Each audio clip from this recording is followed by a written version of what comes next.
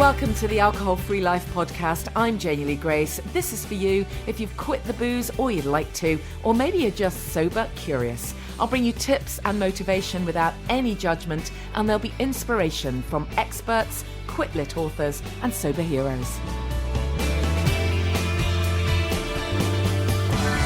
Hi and welcome to the podcast. What a week it's been. I've been so massively busy.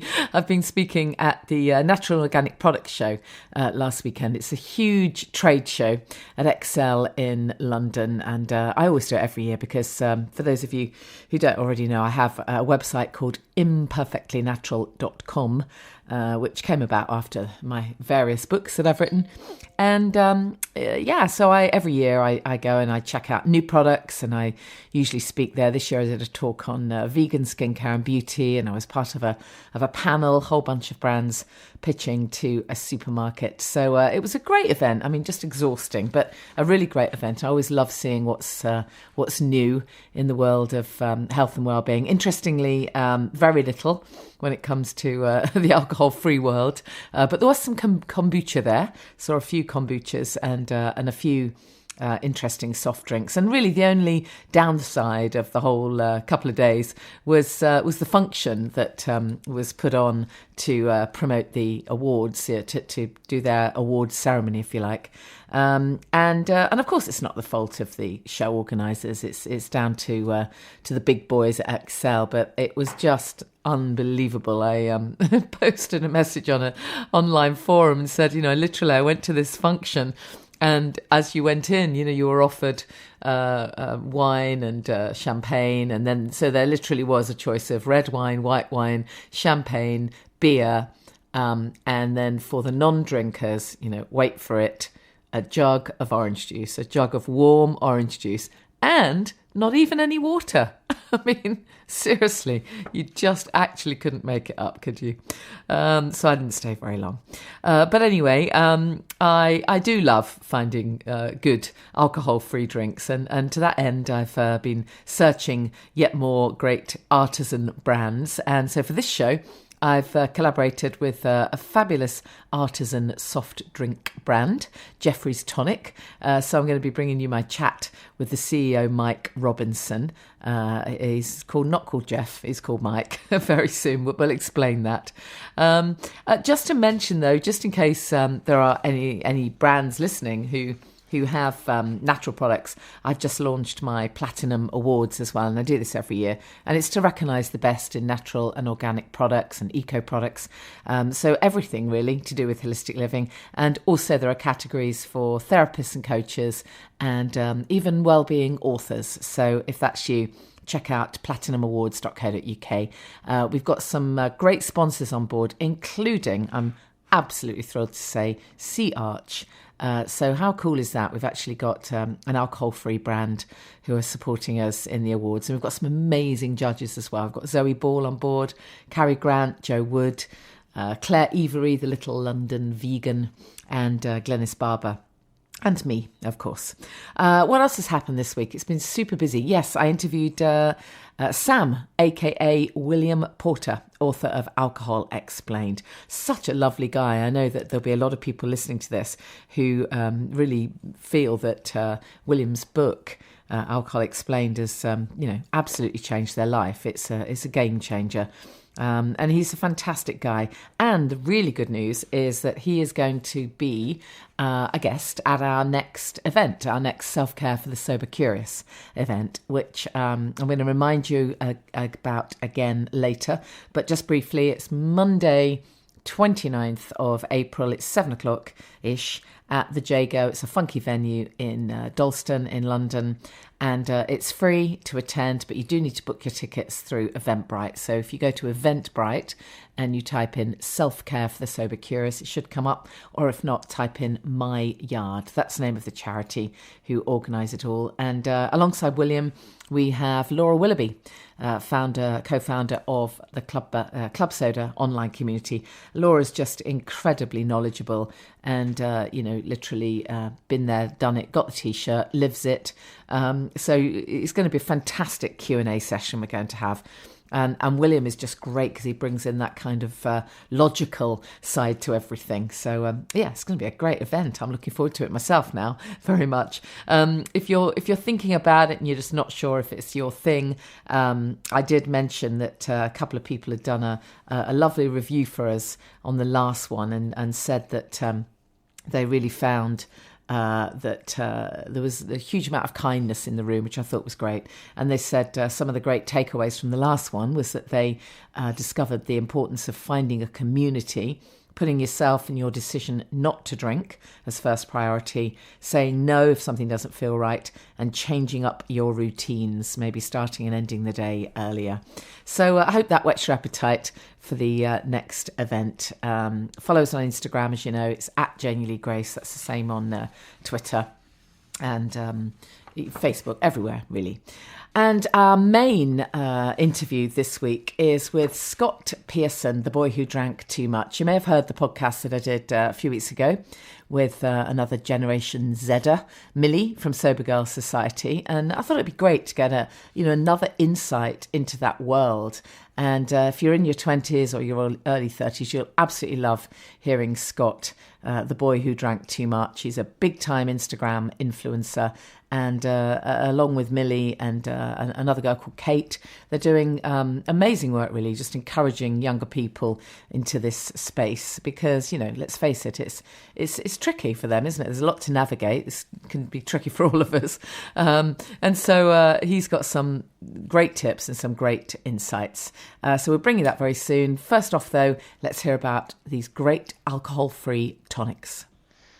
So I'm delighted that my guest is Mike Robinson, founder and MD of Jeffrey's Tonics. Now, Mike, these are just fabulous drinks. And, as someone who doesn't want to drink alcohol, there are many people who don't want to drink alcohol for various reasons, but we still want a nice drink, don't we? So tell us a little bit about the background to Jeffrey's Tonics. First of all, let's find out why they're called Jeffrey's. Yeah, thanks, Janey. Great to be here. All the time people say to me, so you're Jeffrey then, are you? Jeffrey is a guy called Jeffrey Morgenthaler. I got a book for Christmas in 2016, and it was a book on gins. Great book. Told you how to make gin, lots of different profiles on gin. But in the back, there were gin cocktails. There was stuff on tonic water. You could buy different tonic waters, different tonic syrups you could buy, which was a new one on me. Mm. Also, there was a little section on homemade tonic syrups.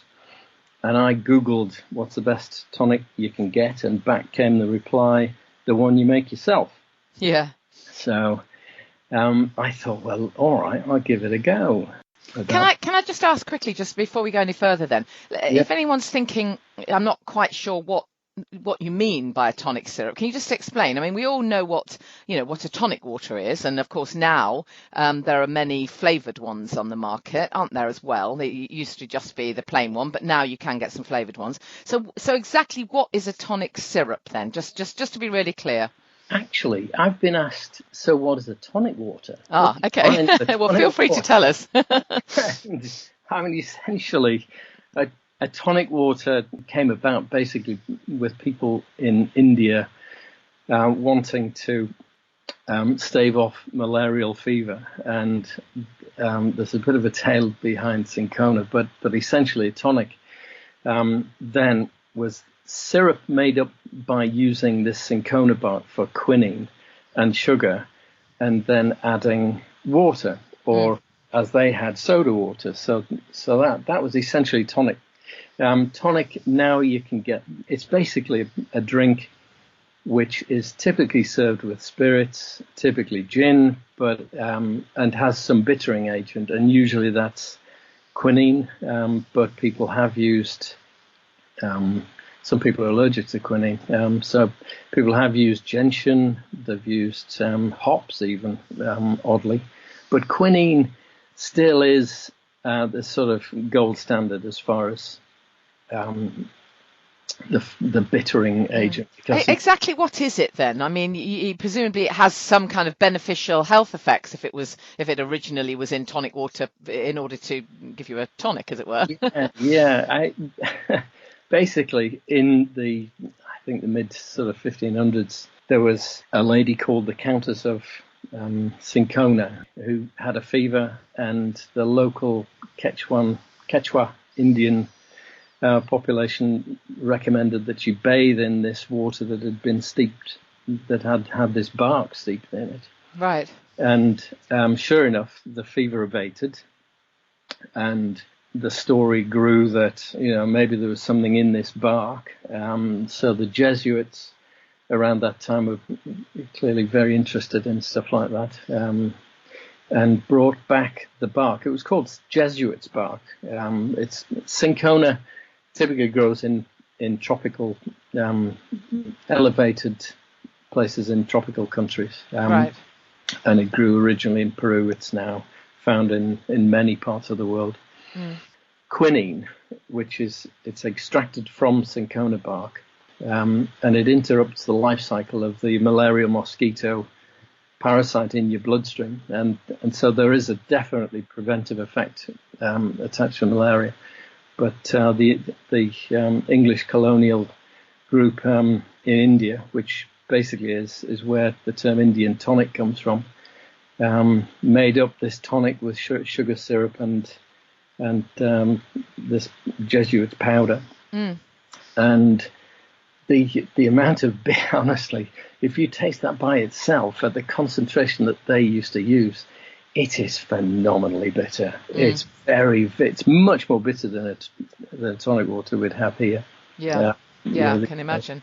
I mean, one of the issues sorry, carry on. I was just going to say, to try to deaden that bitterness, the officer class added gin to it, and so the gin and tonic was born. I see. I mean, one of the issues that we have, of course, at the moment in the UK is that, we have, a lot more choice of tonic water, but there's also a lot of them, perhaps because of the sugar tax, I don't know, are shoving in artificial sweeteners, which is an absolute no-no in my book. I'm dead against that.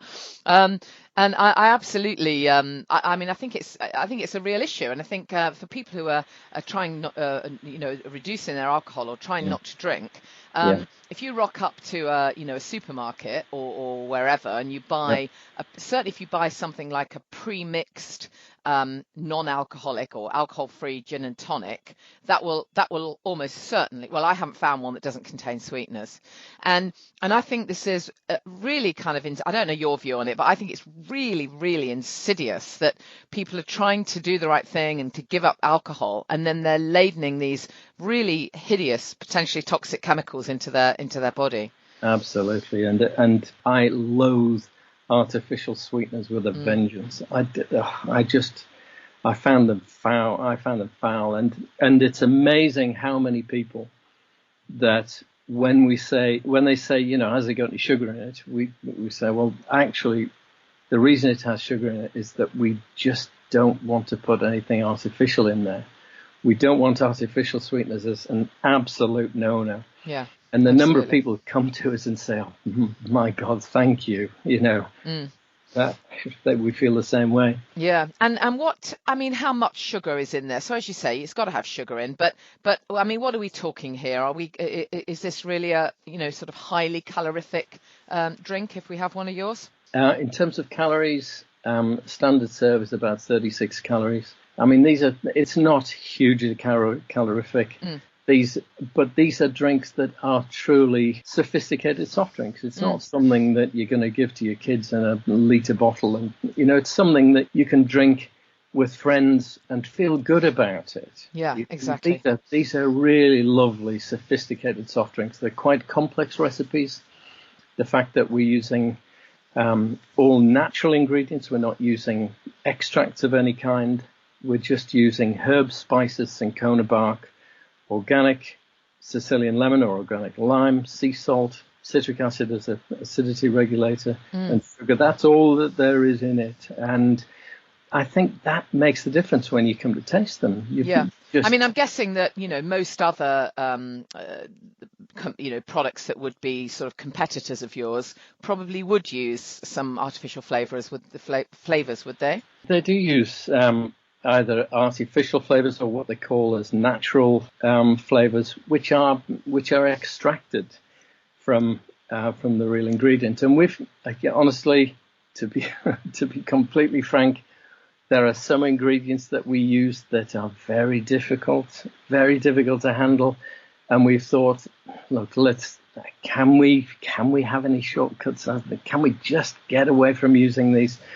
And in the end, we just can't. We can't replicate the flavor without using the real ingredients, because there are different processes, usually alcohol extractions for flavors, that just bring different flavor profiles that affect our flavors in a way that makes them taste artificial. So we can't have that. I mean, I'm guessing that, from your perspective, this is what makes you an artisan brand, a premium brand. I'm guessing if you were to cut those corners, as you say, on those ingredients, it would be cheaper for you to produce, wouldn't it? Which presumably is why brands do it.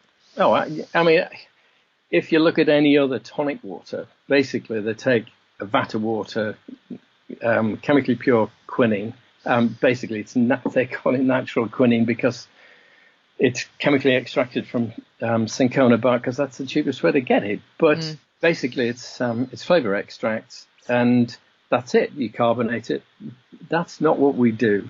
Ours are from reeling. People often say, why is it this color? And it's because we use ingredients. Real stuff. The colors that come from those ingredients are what you see in the product.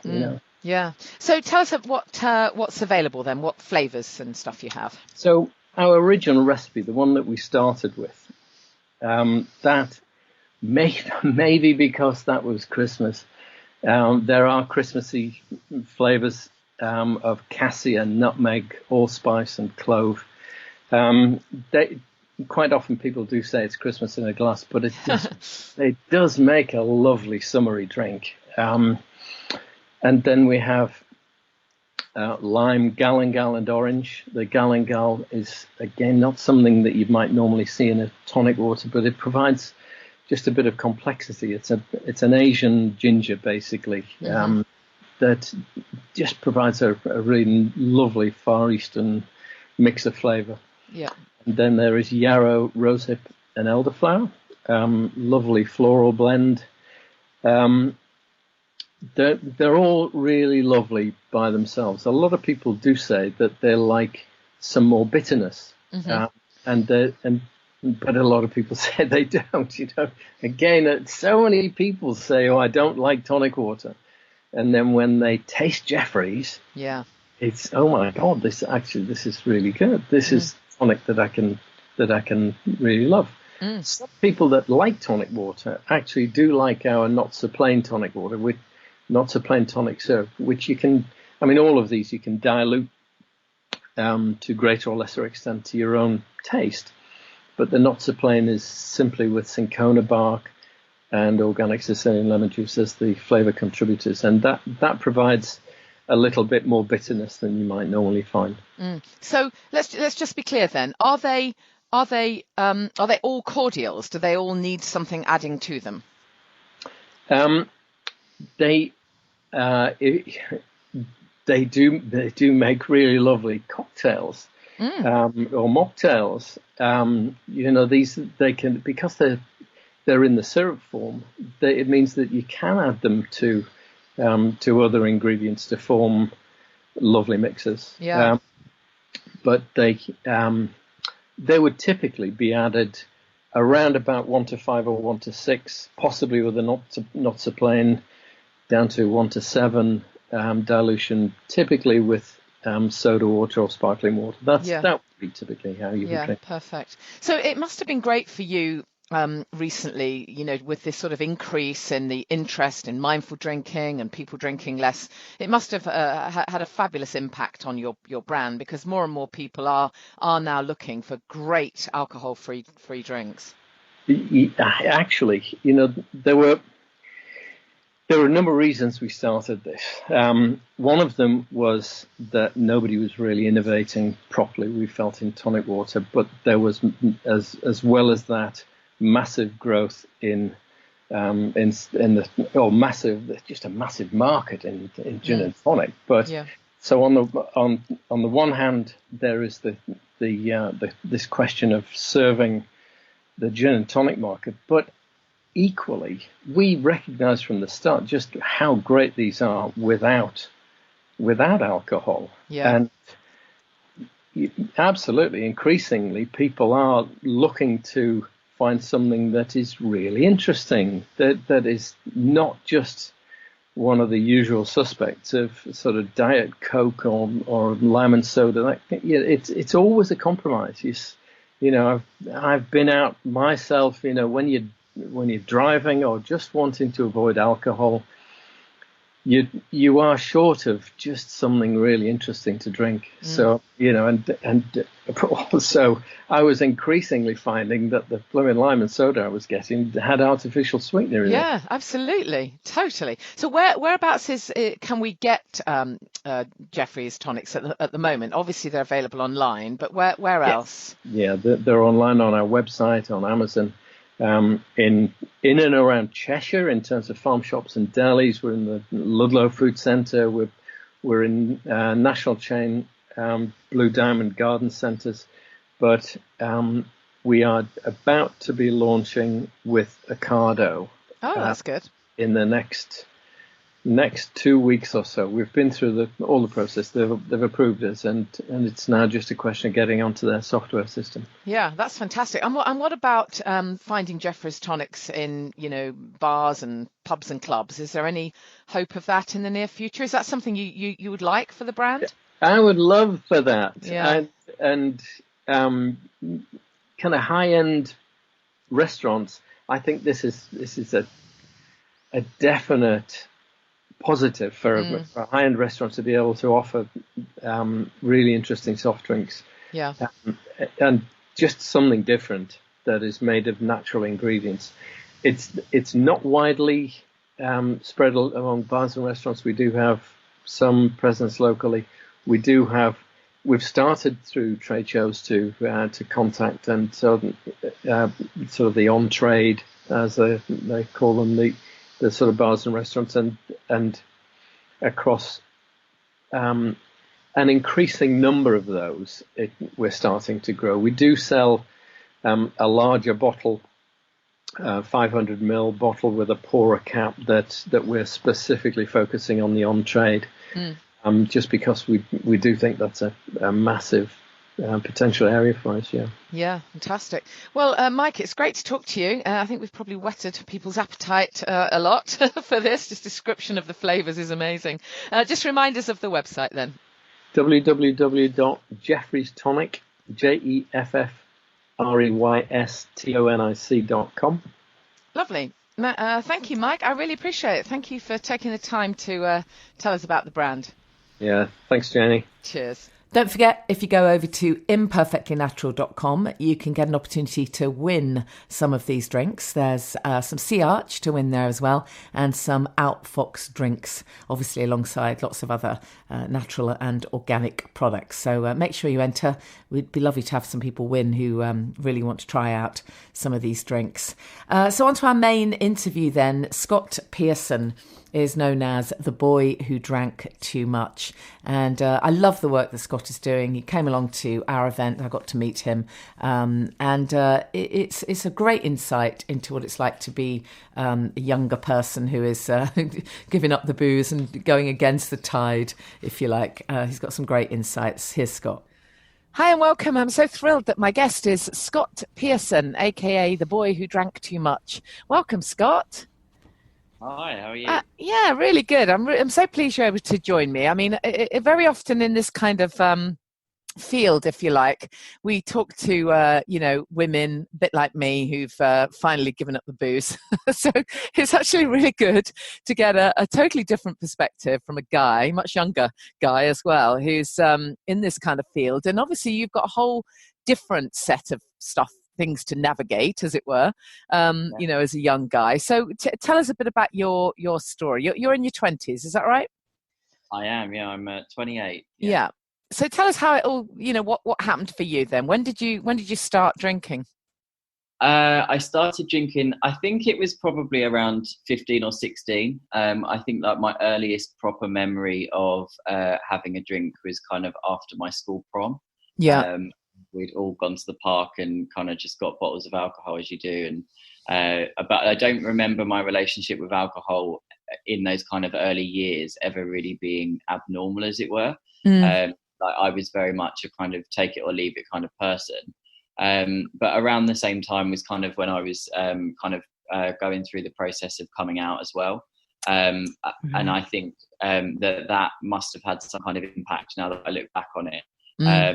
And yeah, throughout time, as I started to notice, I was kind of drinking more and more, and putting myself in a lot of situations that weren't really very good. And over time, yeah, it just kind of developed into something that I was just extremely, extremely unhappy with. And it just meant that I was constantly anxious, and just in general, just making really poor life choices. Yeah. Am I right in thinking that you worked in the media in some way, in fashion or something like that? I mean, did that kind of make the situation worse? Did that exacerbate it because booze everywhere kind of thing? Yeah, one of my first jobs ever was, one of my big jobs was working in fashion PR for a really famous fashion PR agency. And that kind of meant that whilst in the office, obviously kind of 9 to 5 was the standard, and no one was really drinking there. Outside of that, there was constantly London Fashion Week or fashion events that were always sponsored by big brands. So I was exposed to alcohol in a really, really big way from quite a young age. And that naturally just kind of permeated my social life, and to go out every night of the week almost, because it's part of the job then to make connections and build contacts within press. And the only way that seems to happen in London and probably all over the world as well is when alcohol is involved. So yeah, from quite an early age, I had a strong relationship with alcohol. Yeah. And then what happened then that kind of made you finally make the decision, okay, that's kind of enough? Over time, I'd developed quite a serious, I would say, problem and reliance on alcohol. And that's not to say that I was kind of drinking all day long or kind of pouring vodka on your cornflakes, as that silly saying goes. But I did, I kind of found myself using it as a crutch for every kind of situation that I found. So whether I was happy, I would drink. And if I was sad, I would drink. And it just became something that was a constant in my life. And I remember when I was around 21, 22, or kind of in my early 20s, my parents sat me down and said that they thought that I had a problem, because they could see that I was making really bad life choices, and I was still living with them at the time, and it was impacting their lives as well. And eventually, I think probably at around 26, I got to a point where I knew at that point that I needed to give up alcohol. I knew that that's what was the cause of all of my unhappiness. And it took me still another couple of years to really get to a point where I was ready, because I remember saying, when my parents said to me, we think that you need to stop drinking, I remember saying to them, I'm only normal. I'm just a normal 22-year-old, and everyone does this. And even if I did think about it, how would I even go about doing this? Because everyone drinks, and how do I go against the grain? I've already done it once by coming out, and then now I need to go and do it all over again and go against society and be different. And all I ever wanted was to not be different, and to be the same as everyone else. And I thought that alcohol gave me that, and actually it took away so much instead. So yeah, at kind of the back end of 2017, I'd come out of quite a big breakup, and I kind of gave myself a year of just kind of living carefree, and with that came copious amounts of alcohol. And yeah, last summer it kind of really I hit my version of rock bottom, and we talk about that quite a lot in the sober world. And that was, again, just making the same mistakes that I'd made hundreds of times over, getting myself into more and more debt, not performing at work anymore, getting sick constantly. And every part of my life at that point was starting to be taken by alcohol. And I knew at that point that if I didn't stop, there was only one way that this was going to go, and I knew that I had it in me to be a dependent alcoholic. So I knew that I would end up being the kind of person that would probably need, I don't know, a bottle of vodka in my bag to just get through the day. And I'm not the kind of person to just let things happen to me. I believe that you kind of make your own destiny. And when I finally hit that point, I knew that it was time that I needed to stop. And so October last year, I called time on my relationship with alcohol. Yeah. And how did you do it then? I mean, I dare say there were a few tools or whatever resources involved, but what was the kind of the thing that made it happen this time? What was it that made a difference for you? What path did you choose? I think it was really important that so I've got like a personal Instagram account that I was using at the time, way before The Boy Who Drank Too Much was even conceived as an idea.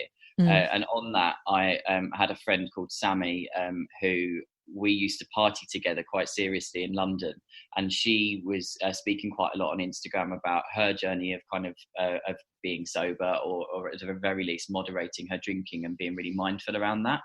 And I remember kind of in about 2016 finding her on Instagram and being really conscious that I wanted to reconnect with her, and mainly because we had a good relationship, but also because she'd given up alcohol, and I just wanted to know how that felt and how that would work. And so I DM'd her. I think it took me about a year after finding her on Instagram to talk to her, and we had a kind of brief catch up in the summer of 2018, sorry, talking about it. And it just started to click. And then I started The Boy Who Drank Too Much on the 1st of October. And that genuinely was just for me to share my thoughts and feelings around, I wasn't ready to give up on the 1st of October. I'd kind of said to myself that I was going to give myself between October and January, because who could possibly go through a Christmas period without drinking? And I started just sharing my thoughts and saying, you know what, this is really hard. And at 28, how do I navigate this? And how do I go against the grain? And I have to say the biggest tool in my toolkit is Instagram. And I know that we talk a lot nowadays about some of the detrimental aspects of social media, but for me, it really has been a savior. And don't get me wrong, there can be, I find myself checking Instagram probably way more than I should. And I'm very conscious of that. But before long, The Boy Who Drank Too Much wasn't just about me anymore. And it started to become about everyone else. And now that I've started to kind of look into AA, I obviously understand that is part of the journey. It's about helping others and making sure that well, also what's interesting, I suppose, is that in addition to the fact that you're getting support from other people and you're becoming part of a community, in a way, by putting yourself out there, actually that's holding you accountable as well. Because I'm guessing if there are any moments of you're just going to press the fuck it button kind of thing, you probably just think to yourself, do you know what, I can't do that. I'm accountable to all of these people. Absolutely. And funnily enough, I have to credit Catherine Gray, actually, because in her book, she kind of speaks about holding yourself accountable. And I'd started to read The Unexpected Joy of Being Sober in, I think it was about September, when I was really starting to seriously consider navigating being sober. And one of the main things that really resonated with me was holding yourself accountable. And the only way that I knew how to do that, outside of coming out, as it were, that I was going to be sober to my family and my friends, was to start an Instagram account that put out into the universe that I was now a sober person. And it absolutely did work for me. I have to say, I mean, not that I do ever have kind of any proper weak moments anymore, but definitely in the early kind of 2 or 3 months, it massively helped me hold myself accountable. Yeah. So I guess for anyone who doesn't feel able to, I don't know, be a blogger or an Instagrammer or whatever, I suppose, at the very least, we would say, for everyone to actually find your tribe, as it were, to find some support, whether that's online or in person, is really the key at the beginning, isn't it? Not to, I mean, it's so interesting that you talk about, it was 2 versions of coming out, as it were, because that's exactly how it felt to me. In fact, one of my first podcasts was my coming out story, because it felt so massive. I was, massive to tell people I didn't drink anymore. I mean, a huge thing. Now I look back, I think, oh my goodness, it was a bit silly, but I think a lot of people go through that. So what I was saying was, not everyone, is able to sort of put themselves up, on Instagram or whatever, or a blogger, but finding your tribe is critical, isn't it? Yeah, and it's really interesting because one of the other things that Sammy introduced me to before I'd made the decision to go sober was the Love Sober podcast with Kate and Mandy. Yeah. And I remember not long after I joined Instagram, Mandy kind of started following me, and we were talking privately on DMs, and they invited me in the really early days of my sobriety. I think I was only maybe a month. Right. To a brunch, and that to me was just, I was absolutely petrified and really, really scared, because it was in my head I'd built it up to be that I was going to this AA meeting, when in reality it was just going to a place in London for brunch with other sober people, and that was it. And the bizarre thing is, you find that they're really quite normal. Yeah, and you know what? Such a shock. It's kind of my point is that when I got there and when I left, I actually just walked out and I cried, because for the first time in probably ever, I really felt like I belonged a part of something so much greater than me. Yeah. And they gave me that, and I won't ever forget that. And big shout out to Mandy and Kate and the Love Sober podcast, because by doing these things and by sharing, and like you say, not everyone's willing to expose themselves at the levels that I do, but for me it's not just about me anymore, and I believe that that's what Kate and Mandy were trying to create there as well. So I can't credit enough people like that doing those things, because if it weren't for them, I don't know that I would be here today, and who knows where I would be, to be honest.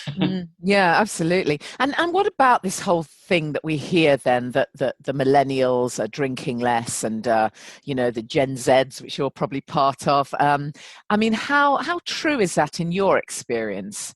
Because we do get mixed messages. I'm sure there is much more awareness, but what about for your sort of friendship group and social scene?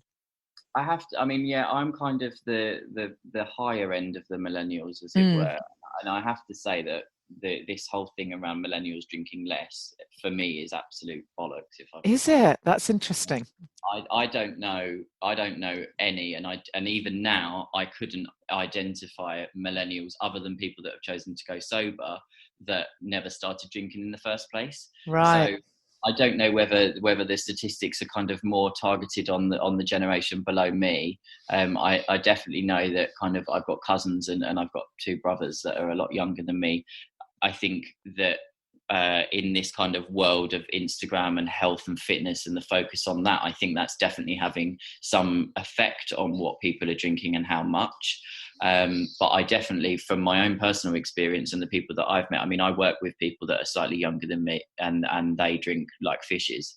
So it's, for me, I haven't witnessed it anywhere, but if you can point me in the direction of those but you're doing your best to kind of help change that, I guess, and that's the important thing. The fact that you're speaking out to that kind of same age group is amazing, and you're doing you can tell us about the stuff you're doing with sober millennials in a minute. But let me ask you first then, with that in mind, what's it like for you, as a young person navigating social scenes, dating, all of those things that I'm too old to have to worry about now. But it must be hard, and there's, without any doubt, anyone young who is thinking about giving up the booze, that's going to be one of the factors they're going to think about first. They're going to think, well, hold on a minute, I'll never be able to go on a date again. I'll never be able to have a good time at a party. So what do you say to those people? I think the first thing really is be kind to yourself is the number one. And I mean, I was quoted at the Mindful Drinking Festival as saying something that quite a lot of people shared afterwards about you do you.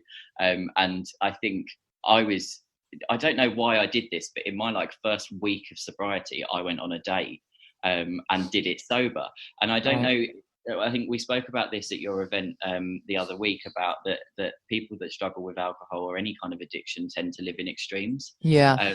And I am so all or nothing with everything that I do. There's never an in the middle with me. And I think I just wanted to rip the Band-Aid off straight away and just test myself. I mean, granted, I know that I did go on a date with someone that I knew didn't really drink that much. And I don't know whether that was maybe at the back of my mind and it kind of compensated, and maybe that was my way of getting over it. Yeah. It's definitely, from a dating perspective and a relationship perspective, is probably still for me my biggest hurdle. And it's now, I mean, I've just recently started actually going into AA, just because I felt like there was some work that I wanted to do on me, and I feel like AA gives me that. but my biggest challenge definitely is relationships and sex and dating, because quite frankly, they all absolutely petrify me because I've never experienced them before without alcohol. Right. So do you feel as though it's really important to let someone know before you go on a date that you don't drink? Or I mean, in a way, we shouldn't have to say that, should we? Because you don't have to tell someone before you go on a date that you'd prefer Earl Grey tea to chamomile or whatever. But we do, don't we? Yeah, I personally, I probably always would. And that's mainly because I just don't believe in wasting people's time. And there are some people, and one of those people was me before I drank, that if someone had told me that they were sober, I would have not been interested in dating them, which is absolutely ridiculous. And even hearing myself say that back, it just the mind boggles. But there are people that won't like that, and that their life will massively revolve around alcohol. And if they can't fathom the idea of dating someone that's sober, then I'd rather just get that out there and make sure that we're not wasting each other's time. I live in central London. I work in central London. It's so fast paced that people just tend to know what they want, hopefully. And I just prefer to get that out in the open as soon as possible because it saves me time. Yeah, absolutely. So I suppose for you, the rise of the communities, if you like, and the stuff that you're doing on Instagram, and there's no doubt that within the last couple of years things have changed massively, and it has become more acceptable, hasn't it? I mean, I think if we'd been having this conversation 2 years ago, it would have been very different. There now are some dry bars and some events you can go to, and lots of great choice around drinks or whatever. So things are getting better, I think. But I suppose, in a sense, what you're saying is you just recognise that you've still got some stuff to do, recognising who you are. I suppose it's your part in it, really, isn't it? It's really owning who you are. Yeah, and I did a post about this not long ago. Like, for me, the only way that I can describe sobriety is it was like relearning myself, or it is like relearning who I am as an adult, because I started drinking when I was like 15 or 16. And if you really add all of that up, like, I haven't really ever experienced a probably big, be that traumatic or good life moment without the support, or not support, that's the wrong word, crutch of alcohol. Yeah. And so now I'm having to navigate all of those situations, and there's still going to be some, like, I haven't been to a wedding or a funeral where I've not drunk, and those are not going to be easy feats, and they will be my challenges for sure. But I know that what I have to remind myself at all points is, regardless of what situation it is, I will come out better and stronger if I don't touch a drop of alcohol. And if I do, then I know what will happen to me, and who knows where I'll end up. Yeah. I'm really interested that you're going along to some AA meetings. I don't think I've interviewed anybody who's going that path. Tell us about how you feel that benefits you. Is it because you're hearing of others' experiences? I mean, I'd just be really interested to know how that's helping. Yeah, I think the starting point for me is that, like, I've always suffered with anxiety and depression over the years, and a part of me dealing with those has always been to try and learn and absorb as much information about how the mind works and why it works in the way that it does, because I'm a kind of person where, as long as I understand why something happens, then I can process it and deal with it in quite a logical, methodical way. And I know a couple of people that are in AA, and I met one of my old friends a couple of weeks ago, and he's been in AA and he's been clean for 13 years. And we were talking, and I just said, I don't think it's for me, but I've been thinking about going anyway, just because I feel like I want to, if I'm communicating some things on Instagram, I want to make sure that I know what I'm talking about, and I don't want to ever discredit anyone else's journey. And when we started talking about the issues that I've been having around, like, I've been having some really intense anxiety around some of the moments in my life that have been not so good, and some decisions that I've made because of alcohol. I've been struggling with processing those. And what he said to me was, the one thing that AA will give you is a coping mechanism, in that specifically step 4, where you do a moral inventory of who you are and what things have upset you over the years, and what your part was in those, you can start to understand where your triggers are. And if you understand your triggers, then you can start to not unlearn them, but you can just be really aware of them and make sure that over time you don't strengthen those relationships with those bad behaviors, and you actually weaken them and you don't give them any power anymore. And it obviously is kind of like a candle. If you take away the oxygen, then slowly but surely it'll die.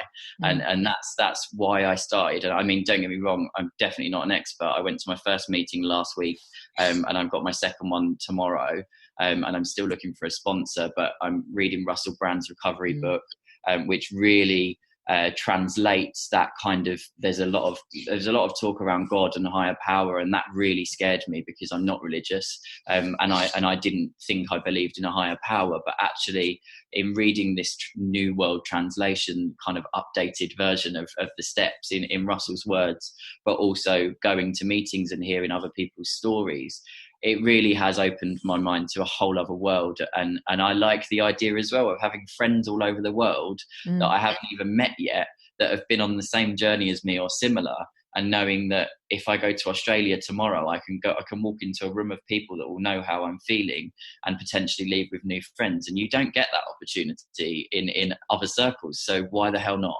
Yeah, absolutely. And I really like the fact that you know, I know that with the work that you want to do in the future, you do really want to focus on these issues around sort of mental health and anxiety, because you know, I know when you were at the event with us recently, you were saying that maybe for the future, a path for you might be that you can go into schools or colleges or whatever, because, you know, there are a hell of a lot of young men out there who've got issues with anxiety. I'm not saying they're necessarily all on the addiction, have addiction issues, but there is a hell of a connection going down. So I'd be really interested to know your maybe your thoughts or your hopes around that. Yeah, I think for me, it's about identifying the root and finding and educating at that point, and not. I don't get me wrong, I'm not discrediting recovery centres and all that kind of stuff, and I totally believe in AA. But what if we flipped it on its head and started to analyse where the problem comes from in the first place? Yeah. And me, it's still, my mind boggles when I think about the fact that when I was having lessons at school around drugs, the advice was just drink within the 14 units or whatever it is. Yeah. Well, actually, no, don't. Why don't you try a life that doesn't have it? If you want to try it, that's fine. But how about we're educating our children that you should never take heroin? Exactly. But heroin kills less people than alcohol in the world. I know. I've said this before on a podcast. I went to an event at my kids' school about alcohol awareness, and the conversation was literally around, should we give 13, 14-year-olds just a little bit of alcohol with dinner to get them used to it, was the phrase. Yeah. I couldn't stop myself. I had to say, hold on, would you be giving them just a little bit of heroin to get them used to it? I mean, it's so ingrained in our culture, isn't it? It's just frightening. But anyway, I mean, I think that the work, you know, that's just going to be so great that you can be there as a kind of a role model, if you like, because, you know, you have been there, done it, got the T-shirt. I mean, tell us what you're doing with Sober Millennials. Yeah, so Sober Millennials was born quite early into my sobriety, to be honest. So I met Kate, Mentality Managed, on Instagram, and we got chatting about the fact that there wasn't really anything out there for the kind of younger generation. As you said at the beginning of the podcast, there's a lot of talks and there's a lot of events and spaces for kind of the wine mummy culture and those kind of older generations of drinkers, but actually there's not really much support out there for the younger generations and the future young generations. So we wanted to create a space in the form of monthly events, sometimes more than once a month, where we just show people that it's okay to not drink alcohol. So we've got some cracking things in the lineup. We've got a self-celebration workshop with Sarah Powell in May, where she's going to teach everyone that gets their ticket how to celebrate themselves in the current form that they're in, regardless of who you are and where you are. And we want to go to a theme park and to the cinema and just really start to change socializing. And it doesn't have to be around what pub you're going to and what drink you've got in your hand. It can be so much more than that. So yeah, fantastic. I love it. And what would be your one? Well, it doesn't have to be one, but let's start with one. tip then, in terms of self-care, maybe particularly for someone who's kind of starting out on this path, and it probably everything just probably feels completely overwhelming. What can they do? I think there's a few things. I think the thing for me that I really had to kind of get my head around was the people in my life, and I've always had quite a strong network of friends, and they've been kind of lifelong friends. So I didn't necessarily have too many concerns around what the reaction was going to be. But I would say, for me, if you are concerned about some of the people in your life, then make sure that you've got a strong support network of friends or family members or people on Instagram or Twitter or whatever that form is, because you can't do this alone. And I think that's definitely something that I'm definitely living proof of. If I'd have tried to do this on my own, I don't think I would have succeeded. And that's not discrediting my own personal willpower. I think that everything's better when it's shared, right? And that goes for anxiety and depression and alcohol and addiction and all of those things. Is a problem halved is a problem shared, or whatever that saying is. So yeah. Yeah. Okay. Well, that's a great tip. That's a great tip. And just very briefly then, what have been the benefits for you? What have you seen change? Tell us some good stuff since you stopped moving. I think the first thing that I noticed the most is energy levels. There's no way in hell that I would have been able to do a day at work today and then come and do this and then possibly go to the gym after and then cook myself dinner, which is probably my plan for today, had I been drinking. And that for me is the immediate. I mean, it was probably within about a week or two that I started to really quickly realise that, hey, there's more than just the hours that I'm in the office. In fact, you get to see 2 6 o'clocks in one day sometimes. Who knew? There's so much more. And I think I'm very aware that I do try and pack a lot into my days now. And that's definitely something that I need to be aware of, because sometimes I can overdo it. But I'd rather overdo it than not do it, because you only get one chance in life, right? And now I really feel like I'm starting to really reach my potential and utilize my days and just help people and do everything that I'm doing. That's great. Love it. Oh, Scott, it's great to talk to you, and I love the work you're doing. And we'll definitely have you on again. I'd love to know, where this all goes with the meetups and all the different things you're doing. So come back and report back at some point. And I hope you'll come along to another one of our events, even though there's not that many young people, but maybe you can bring some. That would be great. Scott Pearson, thank you so much for being my guest. Really appreciate it. Thank you. Thank you to the boy who drank too much, and check out Sober Millennials, and hopefully he'll be at our next event. Another reminder then, it's Monday 29th of April at the Jago in Dalston in London. It's 7 o'clock in the evening. It is free. We'll have alcohol-free drinks, vegan nibbles. It'll be absolutely great to get to meet some of you. I know it's tricky getting yourself into London on a Monday evening, but if you can pop it in your diary, it would be great to see you there. Just grab yourself a ticket on Eventbrite so that we know who's going to be coming along. And, as I say, it's free. It's all organised by the charity My Yard. We'll have a couple of nice raffle prizes. So if you did want to make a donation to the charity, that'd be great. But it's not compulsory at all.